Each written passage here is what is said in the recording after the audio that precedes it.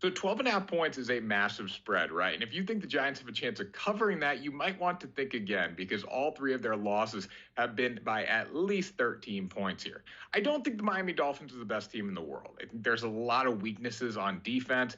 They are giving up some chunk plays. They're not super efficient on that side of the ball. But one thing that they have is a great offense. You look at Tua Tagovailoa, you look at Tyreek Hill, Jalen Waddle. These guys are lighting it up through the air right now. And the fact of the matter is, New York just simply can't compete offensively. They can hang in the game, but if Miami starts putting up some chunk plays and get some explosive throws down the field, New York cannot match the pace. We should see Saquon Barkley back in this game, which will obviously help, but there's still issues with this New York Giants football team with Barkley, and the offensive line has been atrocious.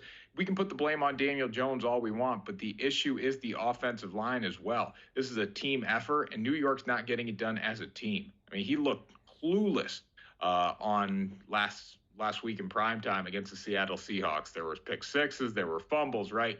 So there's just not a lot of reasons to lean towards the Giants in this spot. I'm going to go the other way. This game might be a little close, but I think Miami pulls away just because of their ability to create explosive plays in the passing game and put up points. I don't think Zach Wilson is the biggest problem in the world for the New York Jets. He's being efficient with the football. That's the biggest thing to look at. His progression over the course of his career so far has actually been pretty good.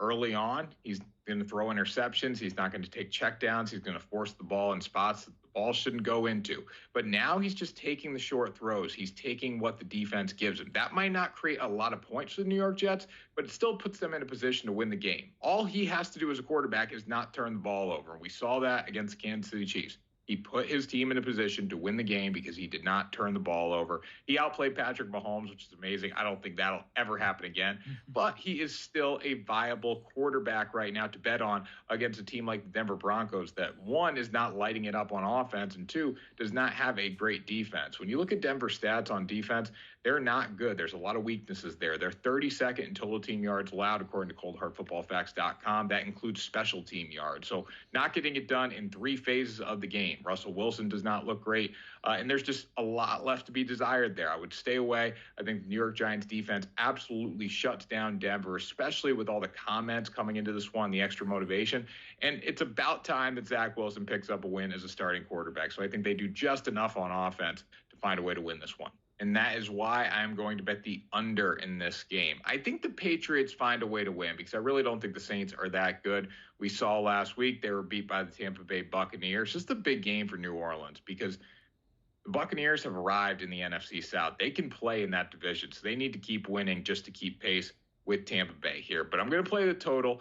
The under is the move for me. When you look at the New Orleans Saints, really been struggling on offense. Derek Carr's not the best quarterback in the world. He does have some weapons, but the team just hasn't been able to move the ball. And I think back to the Carolina Panthers game, just very inefficient with the football down the field. And the same goes for the New England Patriots right now. They could be in worse shape offensively. Mac Jones' regression is just unreal. I don't even know how it's possible. He had one of the best rookie seasons ever for a quarterback, and now we're just going back and back and back and taking steps backward every single week. And I think we're going to see that again. Patriots are going to lean on the run game in this one. Both defenses are very good, so that's another reason to lean on the total. I honestly think 39.5 is way too high here. I would think it would be even lower if that's possible, but you probably can't do that in the NFL. So going to play the under. I think both offenses struggle, both defenses get the job done. And this is a must-win game for both teams, so we could see a little more caution when it comes to play calling and decisions too, which is also going to lead to less points. Yeah, I think it all comes down to C.J. Stroud and just how good he's been. Offensive Rookie of the Year is his award to win right now, and the Falcons just – I don't think Desmond Ritter's the guy. Yes, they have Bijan Robinson. They have some pieces that I like, but they're not as good as the Houston Texans. Houston's making their name in the AFC South right now, and they could be competitive in that division. So look for them to win on Sunday.